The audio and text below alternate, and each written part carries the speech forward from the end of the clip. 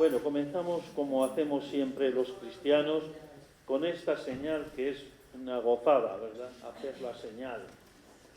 La verdad es que a veces uno tiene que aprender, por ejemplo, de personas de otras religiones, con qué sentido profundo y bello hacen los gestos que tienen, ¿verdad? Nosotros tenemos este gesto tan hermoso. En el nombre del Padre, y del Hijo, y del Espíritu Santo. Amén. Bueno, y en esta lección que vamos a hacer sobre el Evangelio de Lucas 1, 26, 38, tenemos muy presente a Goyita, que ha fallecido hace unos días. Goyita era una voluntaria de esta comunidad ampliada que formamos los carmelitas.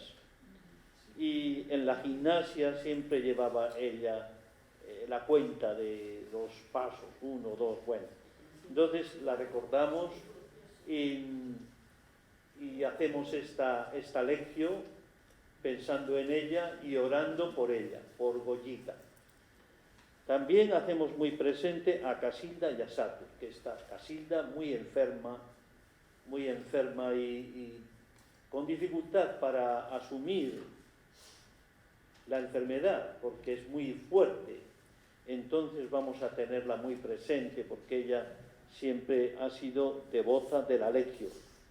La tenemos presente a ella y a Satur, que estará seguramente en este momento acompañándola.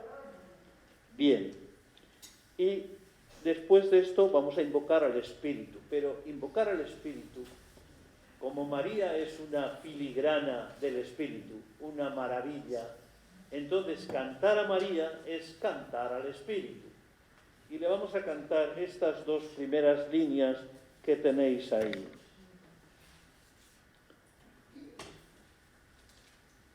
Tú eres toda hermosa, oh Madre del Señor. Tú eres de Dios gloria, la obra de su amor.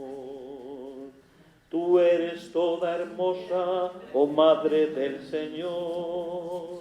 Tú eres de Dios gloria, la obra de su amor. Repetimos otra vez, descubriendo que María es el regalo del Espíritu.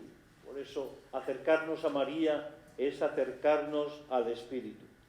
Tú eres toda hermosa, oh Madre del Señor. Tú eres de Dios gloria, la obra de su amor. Y el Espíritu en María nos enseña muchísimas cosas, pero sobre todo el Espíritu nos enseña, nos muestra, ya sabéis a quién nos muestra.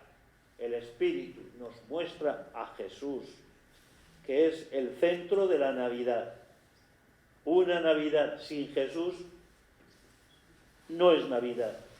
Por eso el Espíritu en este tiempo nos muestra a Jesús. La verdad es que como el domingo es el domingo cuarto de Adviento y a la vez es Nochebuena, no vamos a tener una semana para rumiar, para contemplar en silencio estas lecturas. Pero bueno, tenemos ahora unos días para poder hacerlo. Comenzamos con un momento de silencio, porque el Espíritu Santo, es el que nos da la paz y el que nos da la alegría. La paz y la alegría no son algo artificial, sino que son regalo del Espíritu en el corazón cuando se hace música callada, cuando se hace silencio. Invocamos al Espíritu.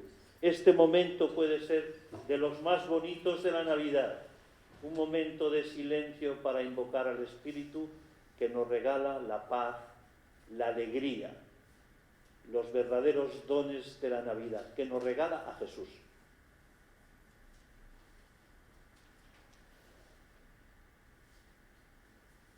Ven Espíritu,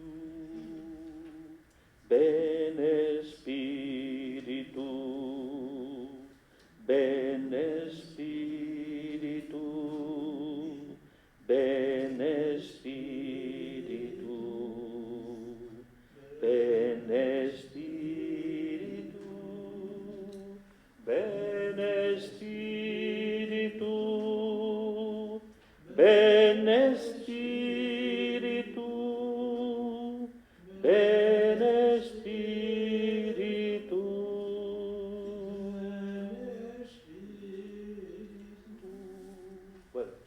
siempre motivamos con alguna frase relacionada con la palabra, siempre motivamos la lectio. Hoy no tenemos que ir muy lejos, porque en el Evangelio vamos a encontrar una expresión bellísima que nos ayuda a vivir y amar la palabra. La expresión es una que ya conocéis por haberla recordado y orado mucho, es hágase en mí según tu palabra. Hay muchas personas que oran con el ritmo de la respiración, y aquí tenemos un mantra o una jaculatoria preciosa para orar. Inspiramos diciendo hágase en mí, y expiramos diciendo según tu palabra.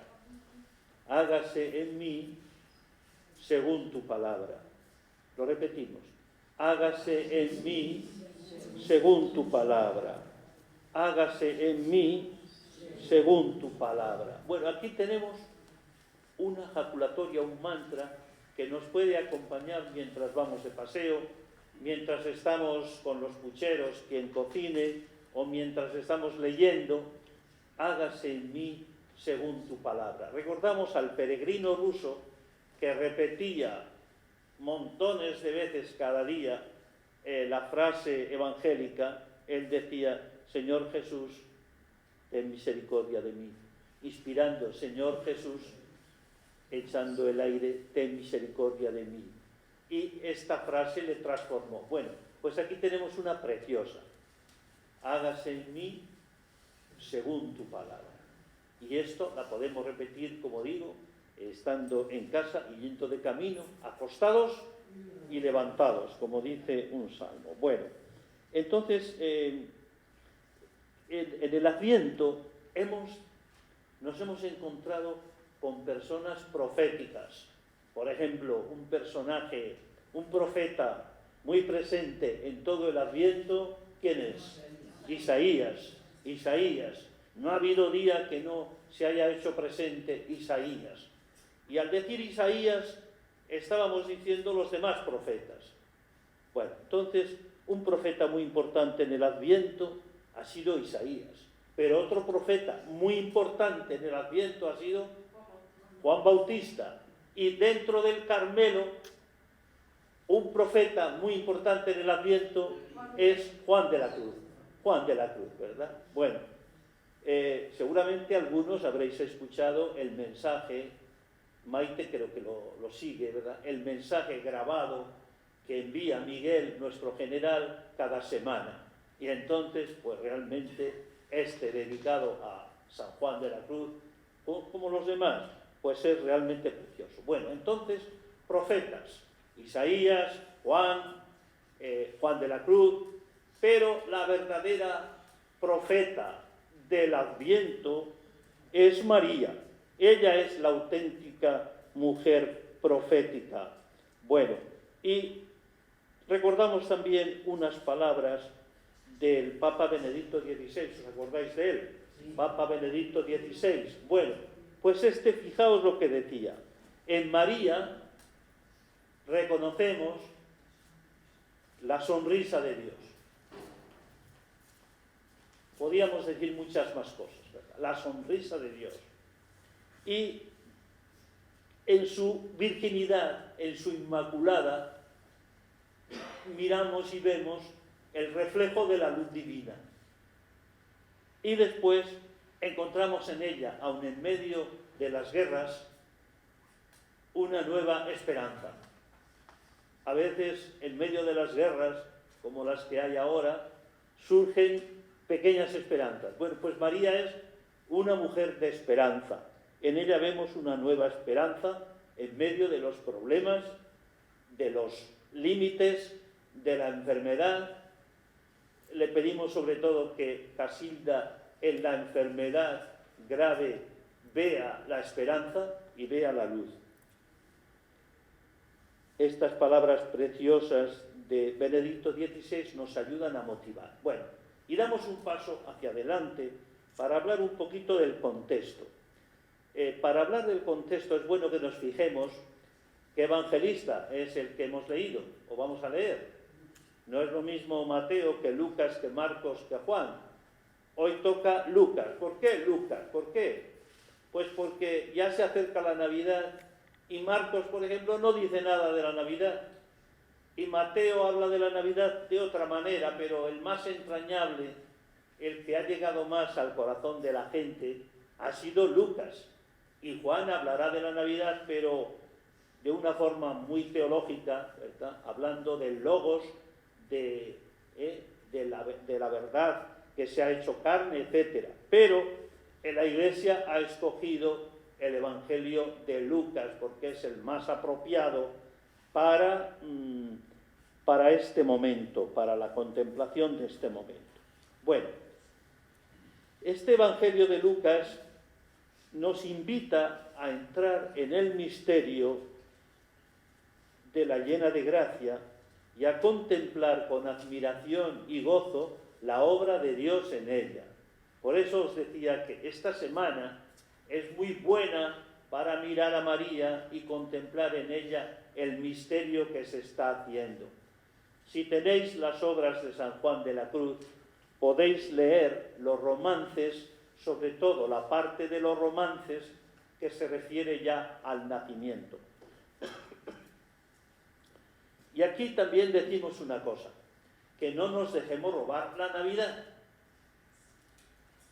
Ha salido una noticia estos días de que han robado un niño, de un Belén. Bueno, y ha habido un alboroto.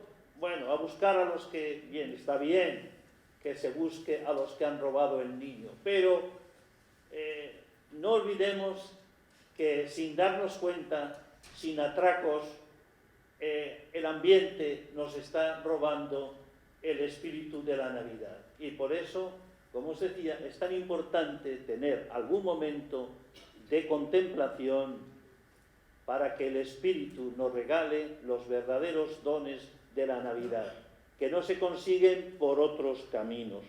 Bien, entonces la Virgen María, por medio de este Evangelio de San Lucas, Lucas quiere mostrar a las comunidades a las que dirige su Evangelio quién es la primera discípula evangelizadora para que podamos aprender a ser discípulos. Es, por tanto, un paisaje bellísimo que estamos llamados a contemplar, que seguramente contemplamos. Nuestra oración muchas veces es mirar a María y abismarnos en su belleza y en el don que ha recibido en su corazón. Bien, dicho esto, pues pasamos ahora a proclamar la palabra que la va a proclamar nuestro hermano Dionisio.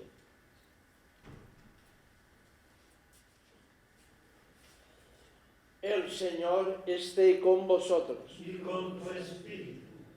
Lectura del Santo Evangelio según San Lucas. Gloria a ti, Señor. En aquel tiempo, el ángel Gabriel fue enviado por Dios a una ciudad de Galilea llamada Nazaret, a una virgen desposada con un hombre llamado José, de la casa de David. El nombre de la virgen era María.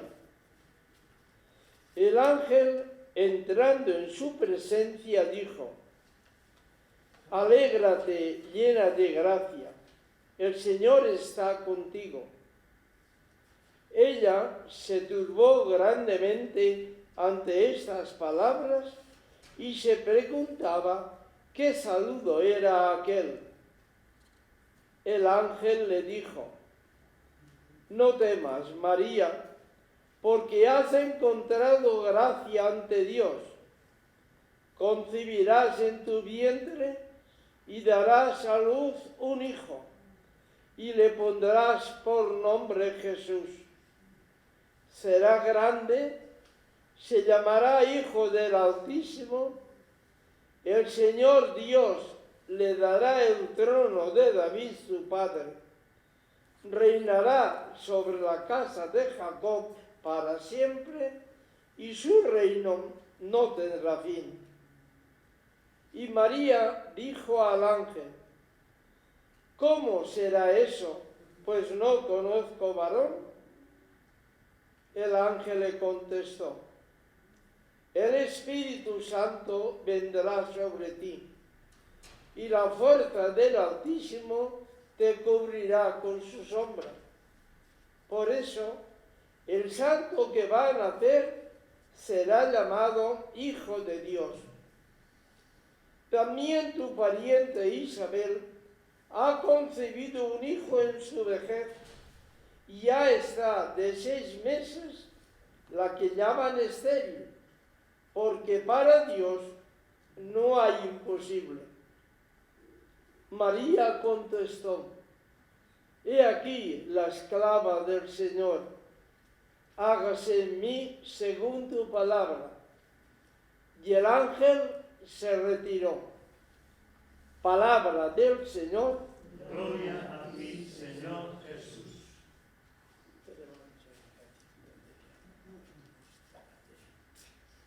Bueno, damos muchas gracias a Dionisio, porque esta tarea de proclamar la palabra es muy importante, porque quien proclama la palabra es como el labrador cuando hace la siembra en el campo. Ya es una parte fundamental, la proclamación de la palabra. Y además, como cada palabra, cada texto tiene un ritmo y una música, pues saber entonar y proclamar para que la gente diga, pues nos ha entrado por los oídos esta palabra. Así que gracias a Dionisio. Bueno, y comenzamos a comentar. Primero vamos a comentar que el ángel Gabriel significa, las palabras en hebreo que terminan en él, es algo referido a Dios. Gabriel es la fortaleza de Dios. Bueno, él es el enviado, la fortaleza de Dios para hacer maridaje, para unirse con lo débil y con lo pequeño, con lo frágil. Y el ángel Gabriel comunica una buena noticia. A veces en la antigüedad y también ahora las noticias pueden ser buenas o malas. A veces eran noticias malas, noticias de guerras. Esas son las noticias que nosotros recibimos, noticias que desilusionan. Pero Gabriel va a anunciar una buena noticia. En realidad, todo el Evangelio es una buena noticia. Y Gabriel es enviado. Significa que no viene por cuenta propia, no viene a contarnos algo de él, sino que viene a contarnos algo de Dios. Por eso el protagonista es de Dios. Y esto es bueno que lo sepamos, no solo los que se dedican a la predicación, sino también todos los cristianos. Lo que hacemos no es obra nuestra, somos enviados, misioneros de Dios. No actuamos por cuenta propia. También otro detalle importante es que el ángel Gabriel, fortaleza de Dios, se dirige no al templo. El templo se supone que es el lugar donde Dios se manifiesta, pero no se dirige al templo, sino que se dirige a María, una de nosotros, a una persona que está fuera del templo y a una persona que está en medio de los pobres. Por eso Dios escoge lo débil del mundo. Se fija en una mujer del pueblo, de los sin nombre y de los sin historia. Este detalle también lo tenemos que tener presente. Dios escoge lo débil, como dice San Pablo, para confundir a lo fuerte, y también lo dirá el Evangelio de Lucas. De tal manera que podemos leer la historia, podemos entender a Dios como que es el que tiene preferencia por los pobres. y por los pequeños. Él se siente como en casa entre los pequeños. La pequeñez, la debilidad, la enfermedad, todo lo que en nosotros significa muerte, a veces nos sume en la tristeza. Y esto, si estáis hablando con Casilda, lo podréis ver, cómo ella, pues, las personas que están al lado la intentan levantar para hacerle descubrir lo que ya sabe ella, pero hay momentos en los que hay que saberlo de una forma encarnada. ¿Y qué es? Que Dios actúa y se manifiesta en los pobres, en los pequeños, en los enfermos. Por eso nosotros, que tenemos una comunidad de enfermería, donde hay hermanos pues débiles y frágiles, pues siempre estamos diciendo esto, que esta vida de enfermería es un regalo, porque Dios tiene manía por hacerse presente en los pobres, en los enfermos, en los que no cuentan. Por eso dice el Papa Francisco tantas veces, no al descarte, no a descartar a una vida porque vaya en silla de ruedas, de ninguna manera. Bueno, por tanto, el ángel Gabriel se dirige, ¿y a quién se dirige? Se dirige a una virgen, a una virgen. Esta visita del ángel a María evoca otras visitas que seguramente recordaréis de la Biblia, por ejemplo, la visita que hace a Sara, la madre de Isaac, o la visita que hace a Ana, la madre de Samuel, o la visita que hace a la madre de Sansón, que hemos leído estos días. ¿Y qué se les anuncia? Se les anuncia el nacimiento de un hijo que no va a ser para ellas, va a ser para ellas. Pero un hijo, estos hijos van a ser para el pueblo, van a ser para comunicar la salvación al pueblo. En realidad, cada persona que nace de una madre, aunque haya nacido de un vientre materno, no es para la madre solamente. Por eso los hijos son para ser ellos, para dar gloria a Dios, para hacer su propio camino, para realizar la obra que Dios quiere en ellos. Bueno, pues estas mujeres reciben la visita y van a tener un hijo, pero que no va a ser para ellas. Jesús no es solo para María, es para todos, y lo mismo los otros personajes de los que hemos hablado. Bueno, esta Virgen, llamada María, Virgen también es muy importante, luego diré algo de esto. Está desposada con un hombre llamado José, de la casa de David. En realidad, pues José aparece un poco oculto, como en segundo plano, pero no por eso deja de tener muchísima importancia en la historia de la salvación. Tiene un protagonismo sin igual. Tendríamos que leer aquí lo que el Papa Francisco nos escribió en la Patris Corde, con corazón de padre, que es realmente una maravilla la meditación que hace sobre San José. ¿Cuál es la grandeza de San José? No es pertenecer a la casa de David. Es un orgullo que no es suficiente. La grandeza de José es que es el esposo de María. Y la grandeza de José es que es el padre de Jesús. Ahí está su grandeza. Y José nos dice que Dios puede actuar no solo cuando las cosas van bien, sino también en medio de la fragilidad y en medio de la debilidad actúa.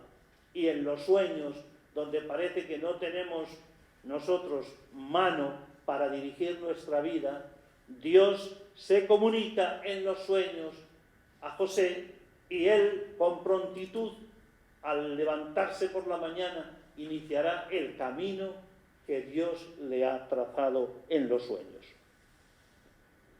La primera palabra que recibe María del ángel, porque hasta ahora nos han descrito quién era esta joven virgen, la primera palabra es alégrate, que en hebreo, en griego se dice Jaire, Jaire, que significa alégrate, Jaire, alegría, ¿verdad?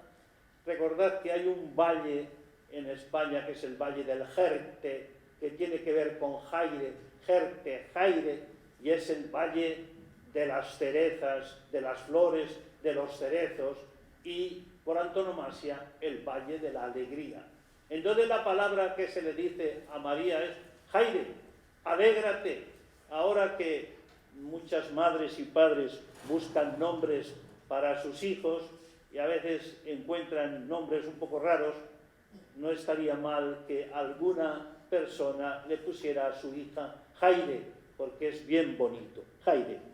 Bueno, y alégrate, Dios entra por la puerta pequeña, ya hemos dicho algo, ¿verdad? Se dirige a Galilea, Galilea de los gentiles. Galilea no tenía buena fama entre los judíos. Los judíos ortodoxos, los judíos que cumplían, veían a los galileos como personas de cuarta categoría, ¿verdad? Personas que se habían mezclado con los paganos. Bueno, pues a Galilea va, y a un pueblo insignificante, a Nazaret, un pueblo del que no aparece, en todo el Antiguo Testamento aparece el pueblo de Israel, y se dirige a una virgen. Una virgen es lo que todavía no sabemos qué va a ser. Por eso en el pueblo de Israel la virgen no era valorada ni moral ni místicamente como lo hemos valorado en el mundo cristiano. Una virgen todavía no sabemos porque no ha desplegado sus dones, sus cualidades, no es la mujer a la que canta la Escritura. Entonces a una virgen, a una muchachita, se dirige de Nazaret y de la Galilea de los gentiles y la saluda con la alegría. Esto es muy hermoso. El primer saludo que hace Dios, que hace a María y a nosotros, es el saludo de la alegría. Y la alegría es el tono de todo el Evangelio. Y la alegría es el tono de los cristianos. Decía un maestro de la sospecha, Nietzsche, él dice, más alegres tendría yo que ver a los cristianos para descubrir que lo que dicen que creen es verdad. Más alegres. Por tanto, la alegría es la señal del Evangelio. No sé si se insiste suficientemente en esto, pero es la asignatura que hay que aprender, pero no aprender desde fuera, sino descubrir desde dentro. La alegría, el rostro de los cristianos, de todos los cristianos, tiene que ser la alegría. ¿Y por qué?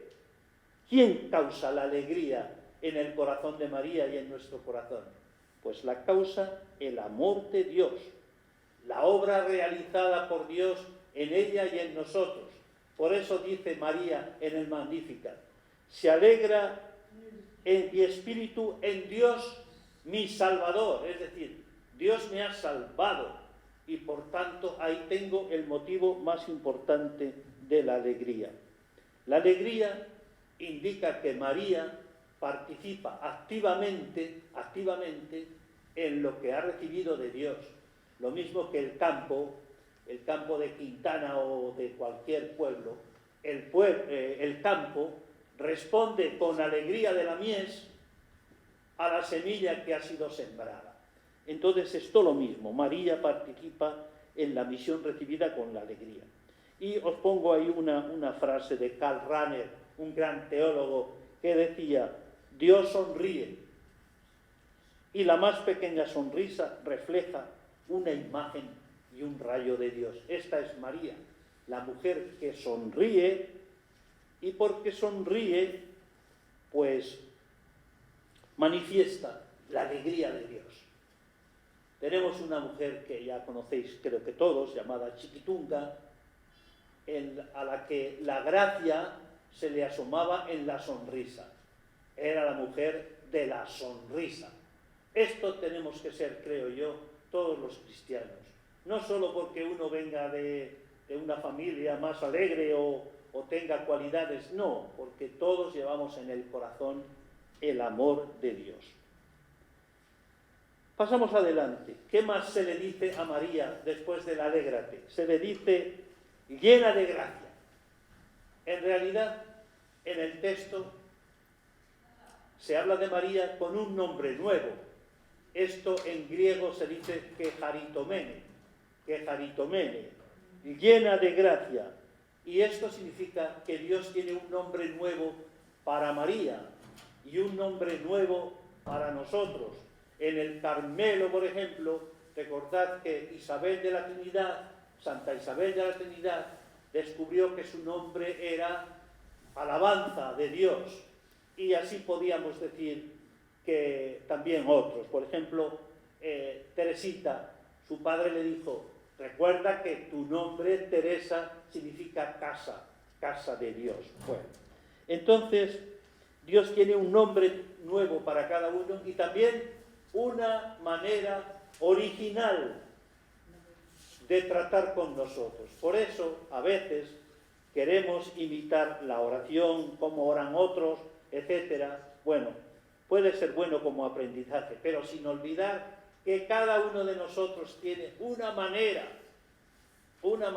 personal de tratar con este Dios y tenemos que descubrirla. Nosotros tenemos un hermano en el hospital, en psiquiatría, y allí, en lo que insisten constantemente los psicólogos y psiquiatras, es a descubrir tu propia vida, a descubrir tus propias opciones, no solo las opciones de los que te rodean, sino lo tuyo, lo que tú has escogido. Bueno, entonces, nombre nuevo, etc. Este verbo quejaritomene significa hacer bella o encantadora a una persona. María está envuelta, metida en la gracia desde el nacimiento, desde la raíz. Hay en ella plenitud de vida. Dios no se da a medias, Dios se da por entero. Santa Teresa, nuestra madre, dirá, por ejemplo, que Dios quiere darse del todo, pero necesita que le abramos de par en par el corazón. María es, por tanto, una fuente de fecundidad que brota de ella y alcanza a toda la humanidad. Por eso decimos que María es Madre nuestra, porque la gracia nos ha alcanzado. Y también decimos que María es la mujer nueva. Y la tercera palabra que le dice el ángel, tremenda, es: el Señor está contigo.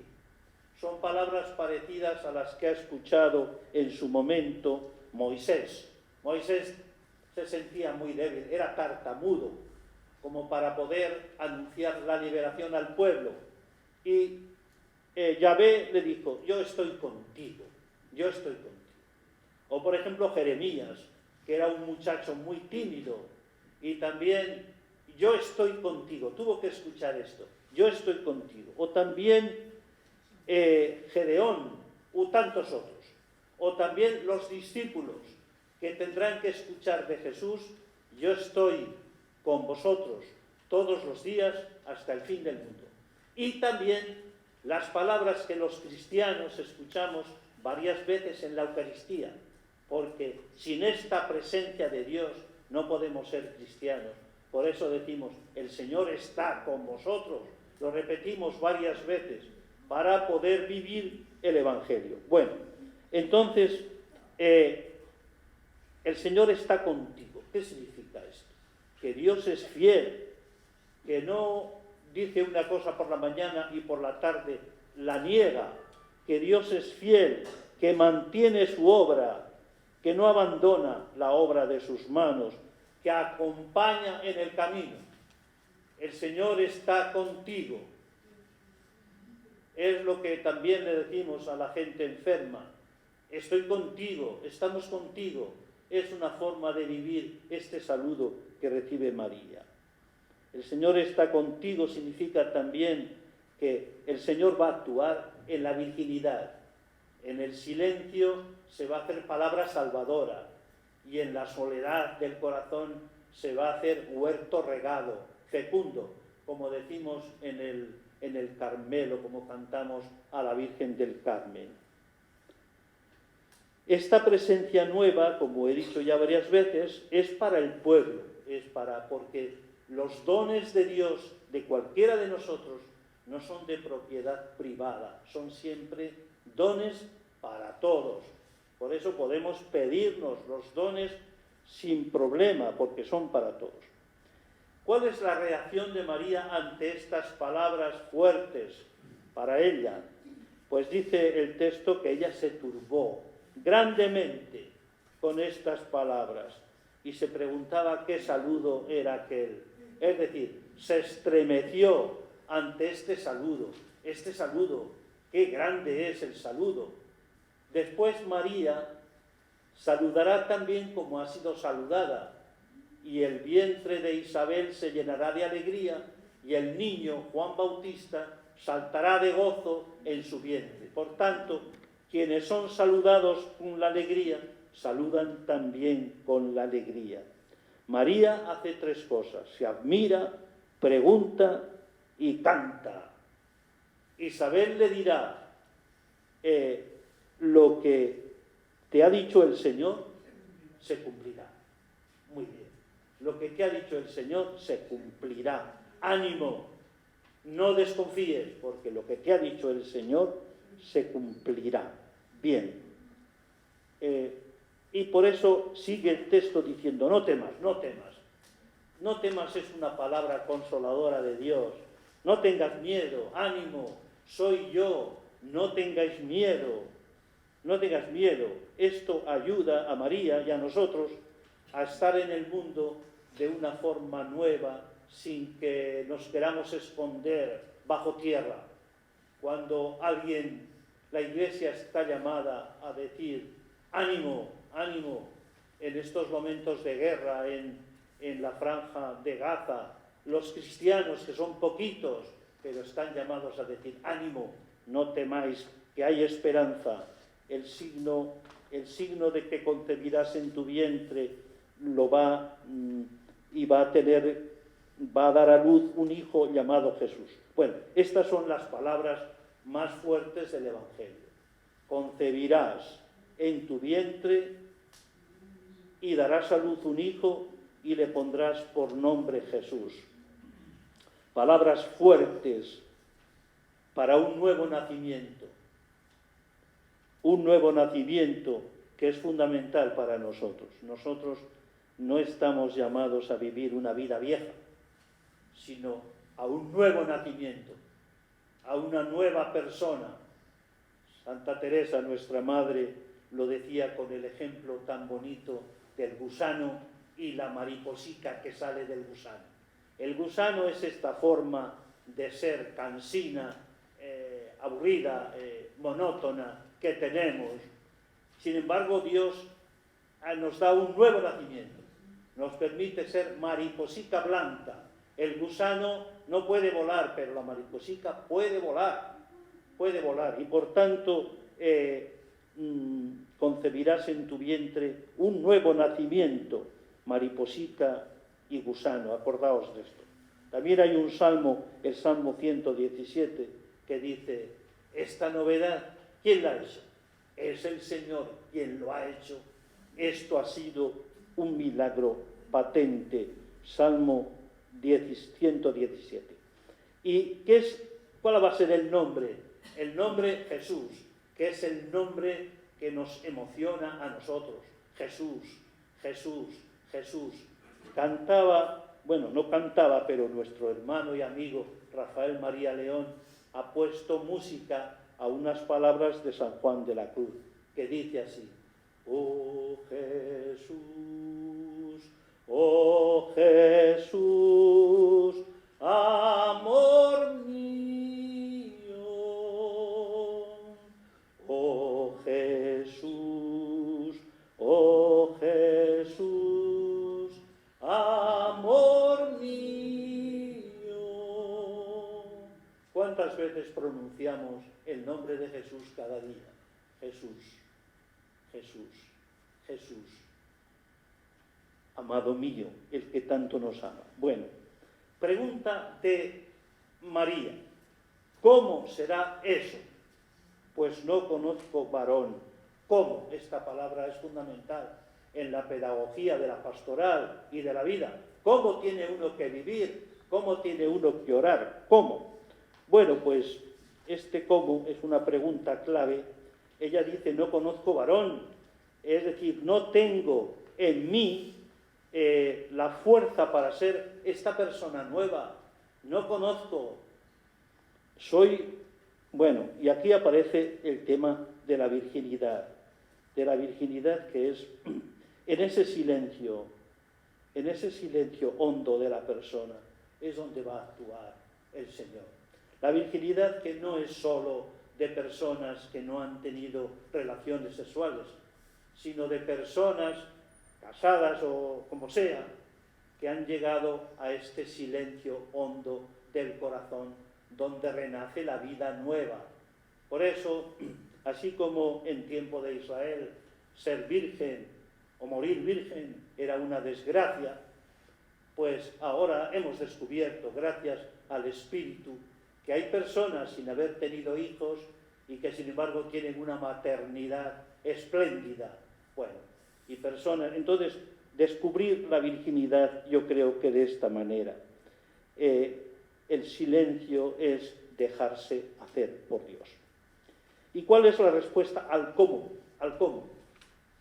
La respuesta al cómo es que el Espíritu Santo vendrá sobre ti y la fuerza del Altísimo te cubrirá con su sombra. Preciosa respuesta. Quien va a realizar la obra en ti, esta novedad, este nacimiento, es el Espíritu Santo, que vendrá y te cubrirá con su sombra. Es decir, te hará tan humilde y tan silenciosa que el enemigo no te podrá vencer. En la sombra del silencio de la humildad te meterá y ahí acontecerá el encuentro creador.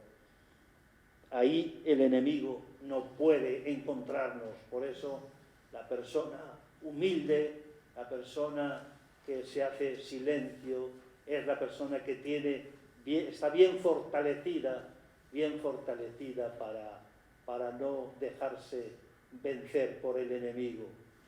Santa Teresa decía, humildad es andar en verdad. Precioso. Es andar en verdad delante de la misma verdad. Bien, el Espíritu Santo vendrá sobre ti. Nos recuerda lo que pasó en el Génesis, el Espíritu Santo que iba creando todas las cosas. Bueno, esto que hace el Espíritu en los pequeños es lo que confunde a los fuertes.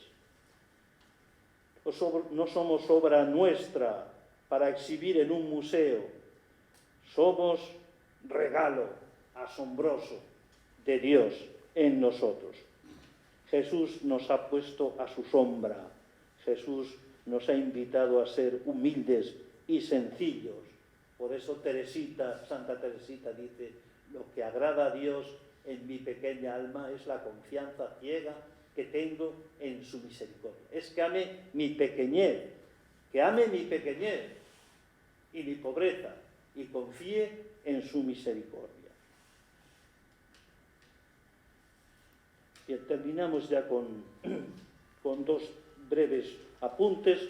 Primero le dice el ángel, también tu pariente Isabel ha concebido un hijo en su vejez. Bueno, esto es muy importante porque también Isabel, también los demás, Santa Teresa cuando escribe las moradas, en las séptimas moradas, al final de todo, dice, no solo es importante descubrir las moradas en cada uno, sino que también es una cosa hermosísima descubrir las moradas de Dios, lo que hace Dios en los demás.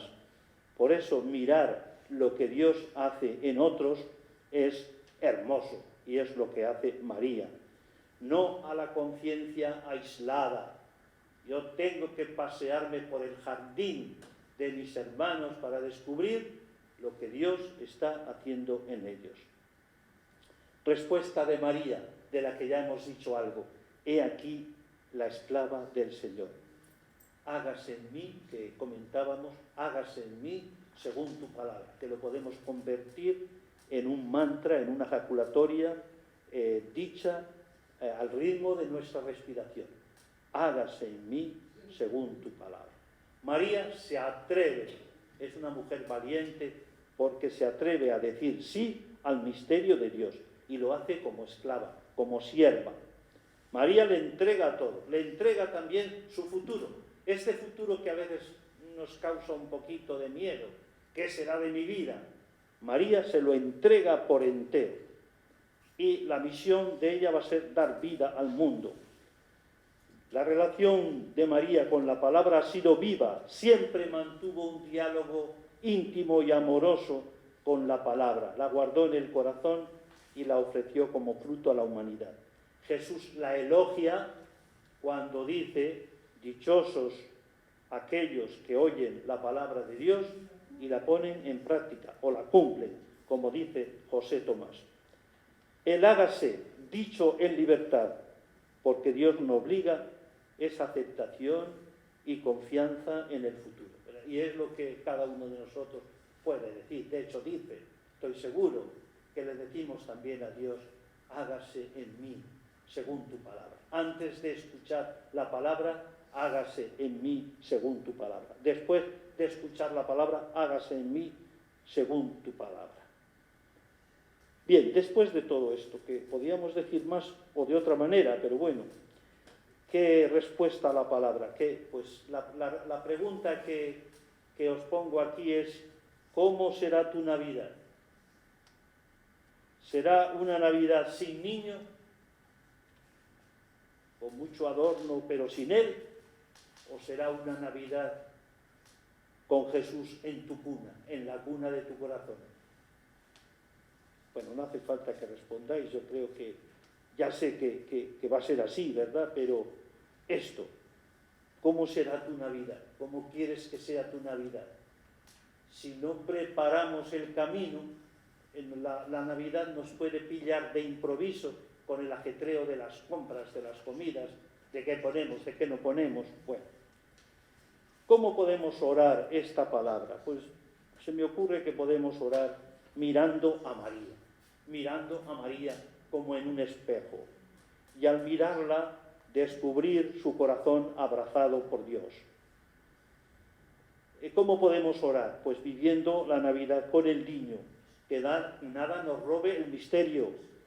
Jesús es nuestro tesoro más bello. Por eso es importante, como os decía antes, tener algún momento, alguna pausa en estos días para que serenamente contemplemos el gran misterio del niño Dios nacido en Belén.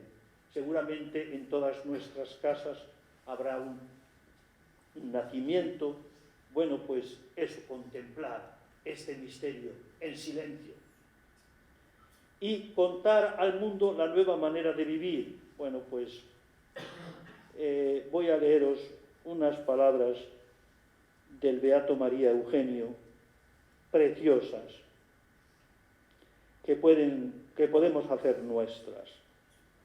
Dice: Virgen María, lo podemos leer todos si veis, si tenéis luz suficiente. A ver, Virgen María, sabemos que en pocos días nos vas a dar a Jesús. Pues bien, nosotros ya te felicitamos, no solo por tu pureza, integridad, sino por tu maternidad. Estamos a tu lado para recibir al niño Jesús, al Verbo encarnado que nos atrevemos a tocar. Queremos llevar en nuestros brazos como si fuera nuestro. Es el Emmanuel, Dios con nosotros. San Juan de la Cruz tomaba una imagen del niño y danzaba cuando venían estas fiestas de Navidad, porque este niño es nuestro. Así que, en nombre de todos los que estamos en el CIPE, feliz Navidad para todos. Os recuerdo que mañana miércoles, para los de la gimnasia, pues tendremos una especie de merienda navideña, pero si alguien más quiere acudir, pues a las 5:30 podéis estar aquí en el salón del primer piso. Y después, el día viernes, os invitamos a venir a una celebración de, ¿cómo llamamos, Chávez? celebración navideña, en el Carmelo se dice velada a cunas, velada junto a la cuna, de una forma muy sencilla, con pastores de los campos de Belén. Celebraremos aquí a las 7 de la tarde la Navidad. Por eso, venid un poquito antes, ¿verdad? Y después también tendremos algo un poco de chocolate para merendar o así. Bueno, eso el viernes. Y el domingo es la Nochebuena, pues a disfrutar de la familia, pero sobre todo alegrarnos con Jesús, con María y José. ¡Feliz Navidad para todos!